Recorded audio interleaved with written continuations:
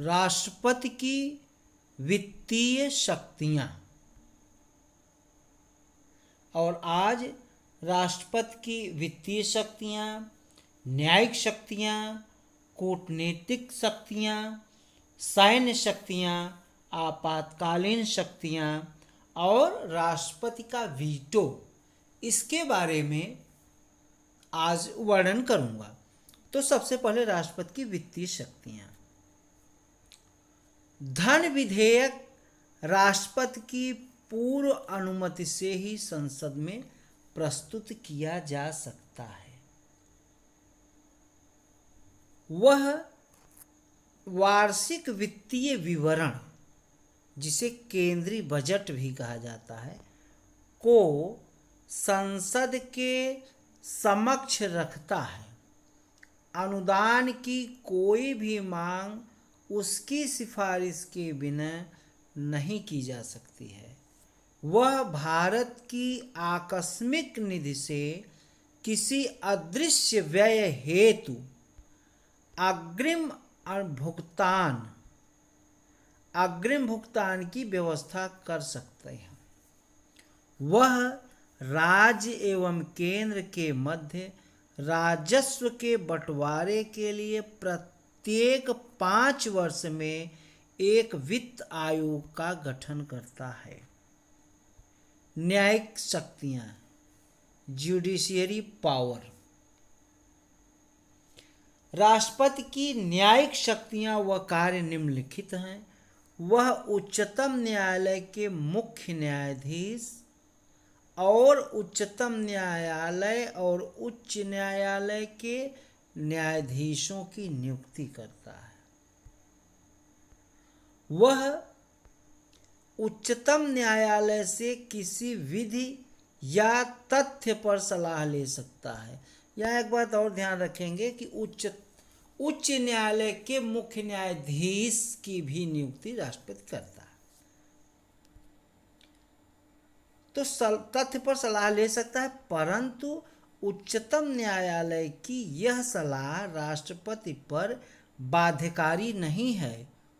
वह किसी अपराध के लिए दोष सिद्ध किसी व्यक्ति के लिए दंडादेश को निलंबित, माफ या परिवर्तित कर सकता है, या दंड में क्षमादान, प्राणदंड, स्थगित राहत और माफी प्रदान कर सकता है। उन सभी मामलों में जिसमें केंद्रीय विधियों के विरुद्ध अपराध के लिए सजा दी गई हो, और उन सभी मामलों में जिनमें दंड का स्वरूप प्राणदंड हो।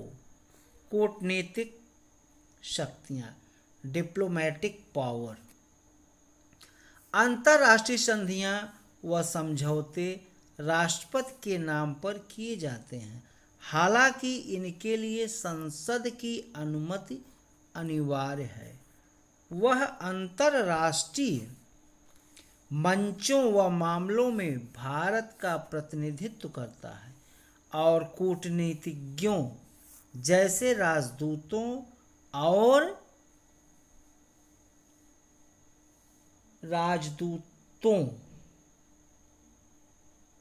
और उच्चायुक्तों, ये देखिए उच्चायुक्त है, उच्चायुक्तों को भेजता है एवं उनका स्वागत करता है।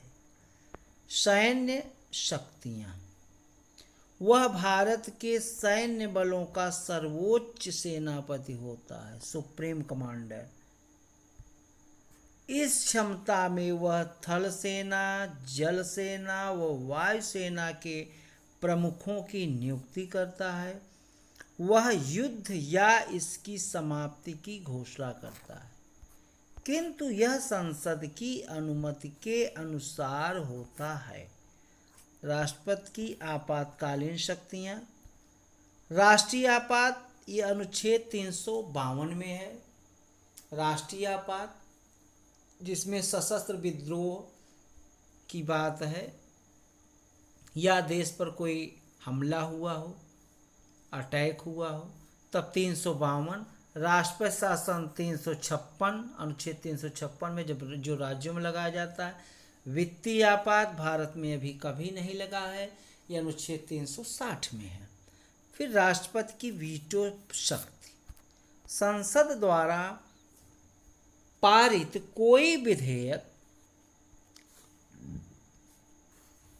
राष्ट्रपति की वीटो शक्ति, संसद द्वारा पारित कोई विधेयक तभी अधिनियम बनता है जब राष्ट्रपति उससे अपनी सहमति देता है।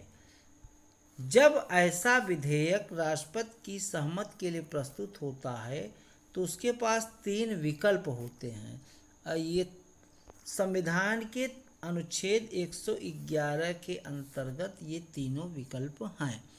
वह विधेयक पर अपनी स्वीकृति दे सकता है अथवा विधेयक पर अपनी स्वीकृति को सुरक्षित रख सकता है। यदि विधेयक धन विधेयक नहीं है तो उसको संसद के पुनर्विचार हेतु लौटा सकता है, तब उसको लौटा सकता है। और वर्तमान राज्यों के कार्यकारी प्रमुखों की वीटो शक्तियों को 4 प्रकार में वर्गीकृत किया जा सकता है। पहला है आत्यंतिक वीटो। अत्यांतिक वीटो अर्थात विधायिका द्वारा पारित विधेयक पर अपनी राय सुरक्षित रखना। पहला ये आत्यंतिक वीटो राष्ट्रपति का। दूसरा है विशेषित वीटो, जो विधायिका द्वारा उच्च बहुमत द्वारा निरस्त की जा सके। फिर तीसरा निलंबनकारी वीटो, जो विधायिका द्वारा साधारण बहुमत द्वारा निरस्त किया जा सके। पॉकेट वीटो, विधायिका द्वारा पारित विधेयक पर कोई निर्णय नहीं करना। भारत के राष्ट्रपति में 3 शक्तियां हैं, 3 पावर: अत्यांतिक वीटो, निलंबनकारी वीटो और पॉकेट वीटो।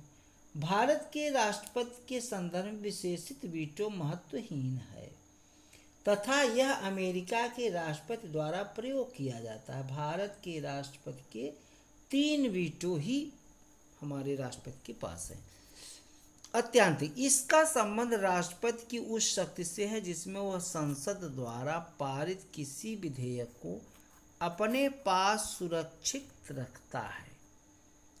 यह विधेयक इस प्रकार समाप्त हो जाता है और अधिनियम नहीं बन पाता है। अधिनियम नहीं बन पाता है। सामान्यतः यह वीटो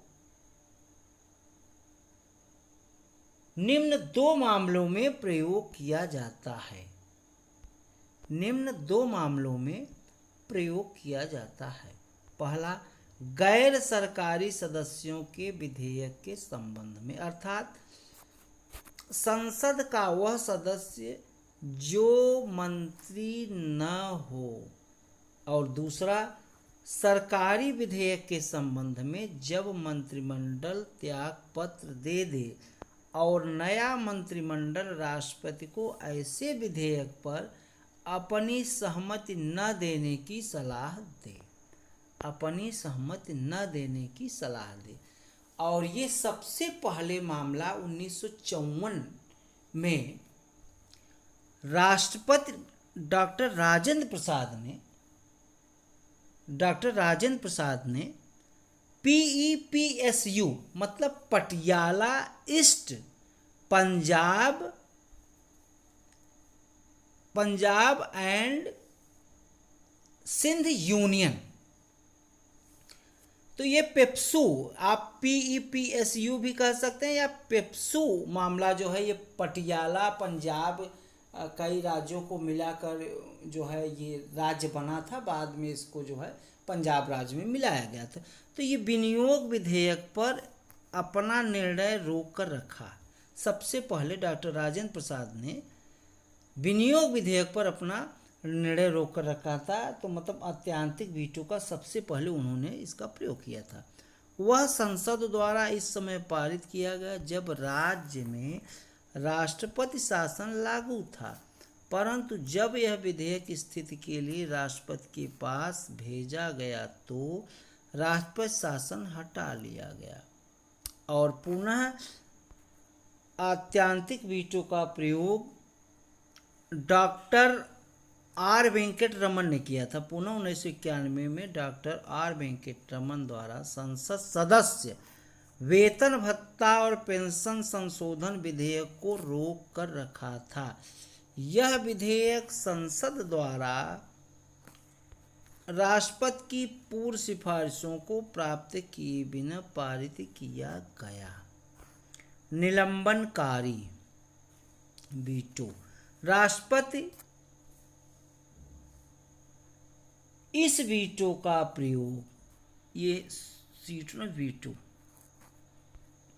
इस वीटो का प्रयोग तब करता है जब वह किसी विधेयक को संसद के पुनर्विचार हेतु लौटाता है। हालांकि यदि संसद उस विधेयक को पुनः किसी संशोधन के बिना अथवा संशोधन के साथ पारित कर राष्ट्रपति के पास भेजती है तो उस पर राष्ट्रपति को अपनी स्वीकृति देना बाध्यकारी है।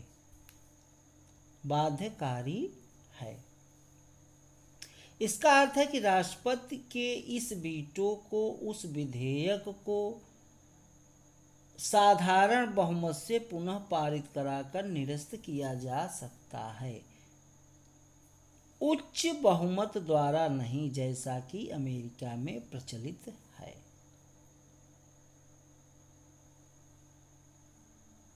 Pocket veto. इस मामले में राष्ट्रपति विधेयक पर न तो कोई सहमति देता है और न तो सहमति देता है न असहमति, न तो सहमत देता है न अस्वीकृत करता है, ये अस्वीकृत है, और न ही लौटाता है,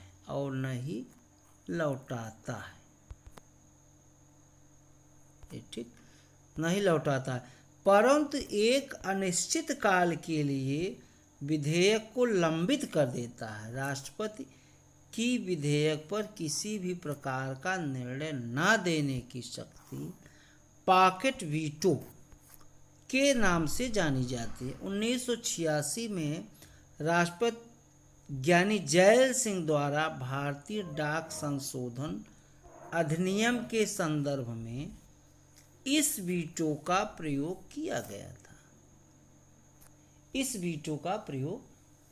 गया था।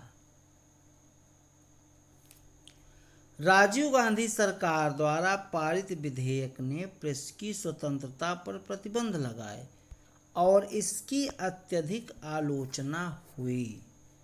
3 वर्ष पश्चात 1989 में अगले राष्ट्रपति आर वेंकट रमन ने यह विधेयक नई राष्ट्रीय मोर्चा सरकार के पास पुनर्विचार हेतु भेजा, परंतु सरकार ने इसे रद्द करने का फैसला लिया।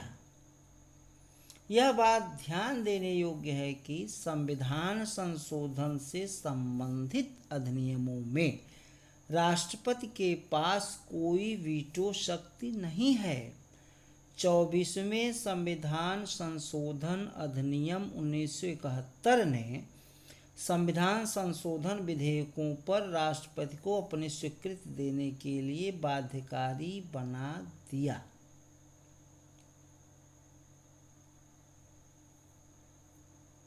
दूसरी ओर अमेरिका में यह व्यवस्था है कि राष्ट्रपति को 10 दिनों के भीतर वह विधेयक पुनर्विचार के लिए लौटाना होता है। इस प्रकार यह कहा जा सकता है कि भारत के राष्ट्रपति की शक्ति इस संबंध में अमेरिका के राष्ट्रपति से ज़्यादा है। तो आज इतना है। वीडियो को लाइक, सब्सक्राइब, शेयर अवश्य करें। आप लोगों का बहुत बहुत धन्यवाद। कंपटीशन की दृष्टि से यह वीडियो बहुत ही लाभकारी